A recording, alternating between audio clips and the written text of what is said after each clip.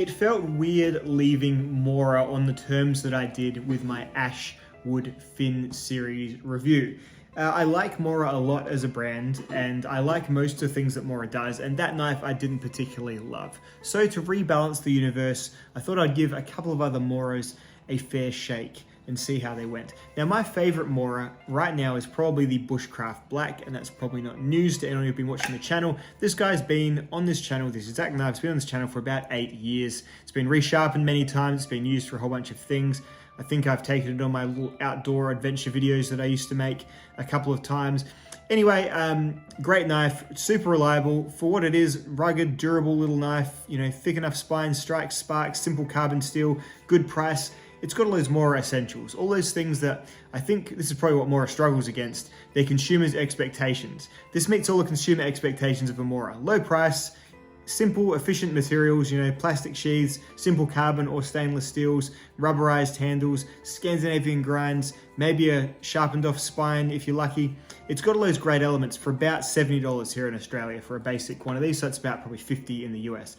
Great knife for 50 bucks, absolutely one of the best. Great knife for 70 bucks in Australia, one of the best for sure. You can get some extra kits and things that hang off of this and make it a bit more of a survival knife. You can get the sharpening stone and the fire steel and whatnot, but as a basic knife, really, really great. So that being said, I steered myself towards what I've always thought of as the Big Weird Mora. Yeah, there it is, which is the Pathfinder knife. As you can see, a lot of design cues from the Bushcraft Black. Basically the same handle, different color on the end, notwithstanding. And the blade shape very much sort of runs the same course, whilst obviously ballooning a bit more into the butcher style knife, which leads me to its origins. I believe that Dave Canterbury, you know, classic TV survivalist. Do I want to wrap something around my face that I just in and smell that? What is the give and take of that, okay? Yeah, my head gets cool, and now I puke my guts out. Funnily enough, I always imagined him as the military style one. I think he was back when he was on TV in Dual Survival. And since he's left that show, he's gradually kind of morphed into more of a Cody Lundeen figure, which was that was always the funny crux of the show. Cody was all like, you know, wearing tunics and stuff, and Dave was wearing tactical gear, and it's just funny how things have changed. Anyway, Dave has always loved his trade knives, his butcher knife, that period in knife history where, you know, there weren't really many special made outdoor knives, so the frontiersmen of the old times just use their big sort of meat knives for their outdoor adventures. He loves that period in history, you can tell. And you can see it in this knife here. It's kind of got the same profile as the Mora until it gets to about this point here, and it really does become, silhouette-wise at least, a bit of a butcher or a trade style knife for sure. Bigger, sort of heavier tip, you know, somewhat of a clip point, very kind of classic looking knife from the side. Of course, when you examine it a bit closer, it's got lots of European wackiness as well, Scandinavian grinds and you know, high-tech blackened coatings and polymer handles and those sorts of things. So really fun, really odd, slightly mashup on the Mora. So I thought I'd give this a go, figure out what is this for, why is this knife, who am I, why am I doing this, what am I doing with this knife, all the big questions. I'm going to put it into the role that like my Creeley and my DBK knives have been in for, you know, on and off for the last few months. This guy's going to be it for a while. I'm going to get some use on it. I'm going to use it for about everything I can around the ranch here, and get back to you on what I think of the Mora Pathfinder. Let's get into some initial stuff that I can talk about without having properly started. So this knife comes with a Scandinavian grind, but it does indeed have a small micro bevel on it. That is the same as the Bushcraft Black comes with it as well. These sort of more robust, rugged Moras very rarely have a full Scandinavian grind. Funnily enough, the only one that does is the more robust. The Garberg, the Bushcraft Black, the Pathfinder all come with a slight micro bevel. I believe that may be because of the black coating. Maybe they put the coating on after the knife's been ground, and the coating might, you know, gather on the edge and need to be sharpened off again. They might run it through a system which then just V-edges it ever so slightly. I don't know, but confirming under the microscope, it does have a secondary V bevel at the end of its Scandi.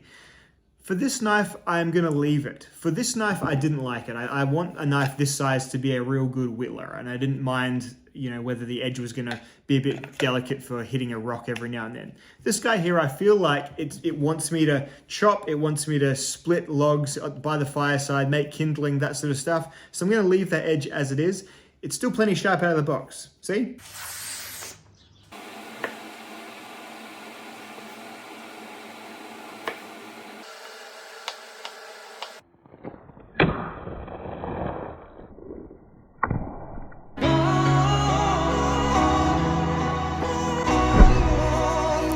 Hate that cut when it doesn't quite cut the milk and you just have to like, you know, the angle was all wrong. Devastating. As a knife guy, devastating. So the K-bar is also made of a simple carbon steel. This is the Space Force version, the USMCs are the same. Made of a simple 1095-ish steel, which is about what Mora's steel is as well.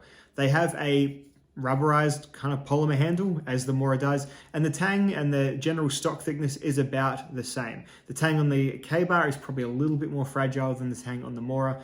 In my experience, that's the case, and in other people's testing, that appears the case as well. The graduated to the stick tang that the K-bar does have quite a bite into it, which does kind of make a bending point this way and can sometimes make a fracture point this way. Neither of these knives, I would argue, are for chopping through car doors. I believe Joe X has given it a crack, and I don't think either of these knives did the best in Joe's testing. I always imagine Joe's videos just like, imagine being out on a bushwalk, right? Or you're out walking your dog, right? And you, oh, let's cross that nice Austrian field there, those tulips, let's go. And then you stop and you just hear this ding, ding, ding. And you're like, what's that, boy? Let's go and investigate. And then you come across this man in the middle of a field, standing on the bonnet of a car, just wailing on a car. You stare at him, you freeze. He continues doing it, and then something tells him to look up at you too. Your eyes meet across the field. What do? You fucking run, that's what you do. I always think that would be the funniest thing to come across. I would love for that to happen in real life. Hilarious. Anyway, Joe does, as an aside, some great testing, and I recommend you watch him with a pinch of salt. I think there's room for one Joe X on YouTube, and he's already there. So we probably don't need more people testing knives like that. But if you want to see the absolute outer limits of a knife in ridiculous circumstances, heartily recommend. And he's very, very blunt. He's a very blunt man. He will say exactly what he thinks. So there is a no spin zone around Joe. So definitely check him out. But anyway, watch this knife, and I've watched these knives on that channel, and they definitely appear to have about the same levels of general durability as well. So look, overall, I'm not saying this is the Mora K-bar, but it's a possible, sub out if you are after something in this kind of size and weight class that's not an absolute tank of a survival knife. But let's look at against some other stuff as well in a more traditional flat lay sense.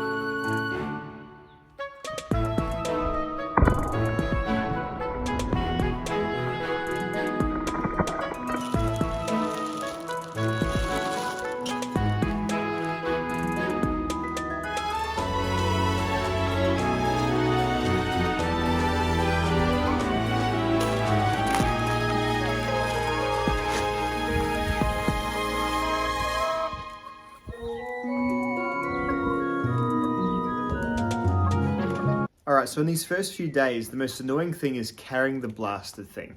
They've gone and made a nice sheath that's well made, well put together, and basically just for this knife. There aren't any Moras that would really need a sheath like this, so this is the Pathfinder sheath. It doesn't attach to anything but a specific molly style of backpack.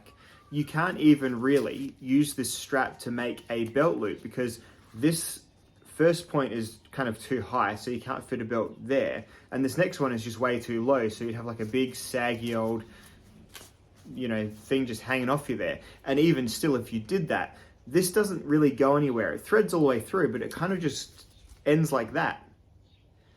So you need to have like a grid molly backpack to really fix this properly too. I can somewhat fix it to these two straps on my, there's a couple of areas here on my Wisport pack that I can affix it to, but it's still by no means like a snug molly fit.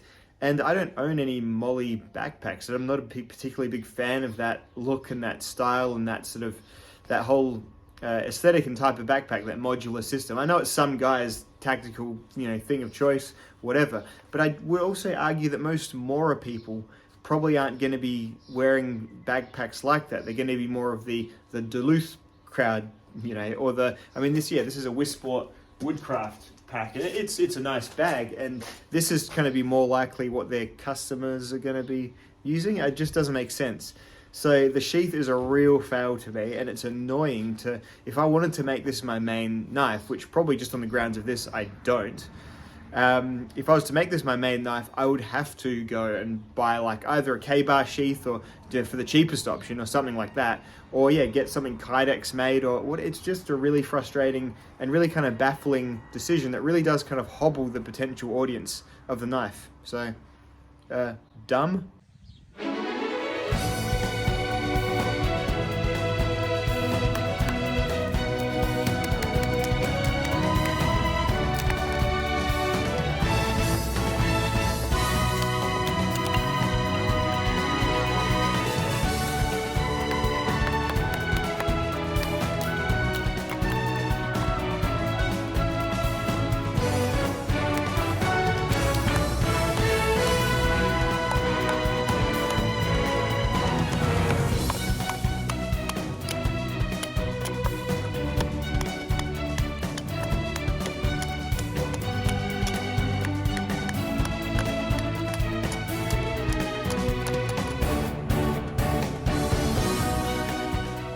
Alrighty, so I've done my average YouTube batoning to show you that, the knife holds together when you whack it through pretty wide bits of wood. These grinds are fine for your carving. They're not as nice as like an extreme Scansy grind is, but for the purpose of very basic dad style outdoor fire pits, starting, feather sticking, absolutely fine. And in general, I guess the edge is going to have some better utility purpose than most. Flat spine of the blade, absolutely perfect for striking fire steels. This is a bit of a cheapo fire steel. Like, it's one of those ones you can tell is just going to last you half the strikes. It's a good one would last. It's kind of like soft and globby, but it did a good job at making them sparks really catch and stick to the stick and then make a nice little fire. Now, as a camp kitchen knife, where you don't have too high expectations, knives like this are absolutely fine. So out in the woods, you just need to make rough basic cuts. You're not finely dicing your onions, you're not cutting your own potato chips or anything like that. You're just doing basic cutting. It's absolutely fine for that as well. The knife at the end is tall enough to not be absolutely horrible for this job, but I've got no doubt if I was trying to cut apples in half, that'd be cracking like crazy.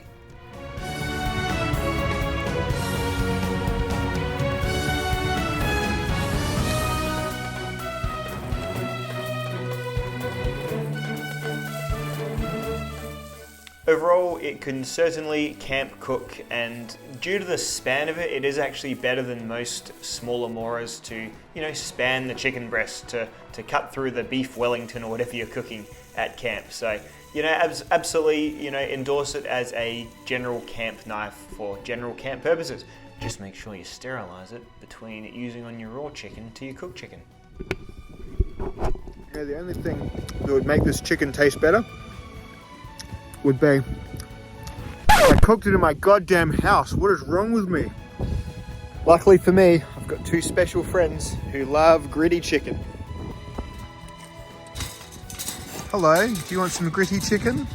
Who wants a gritty chicken? Yes, you do. Hey? Gritty chicken for Alan? And a gritty chicken for for Hilda. No, gritty chicken for. Okay, gritty chicken for Alan there and for Hilda. Good girl. Have some gritty chicken. Good girl. Here you go, Alan. Alan wants some gritty chicken. There you go.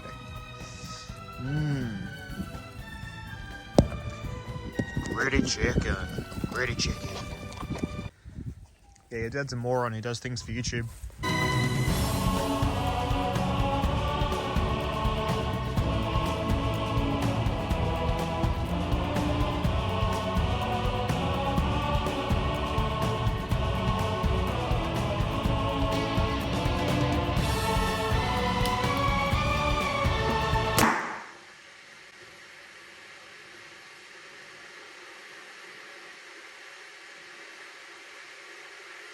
It's actually really important to cook eggs before you cut them. Whoa!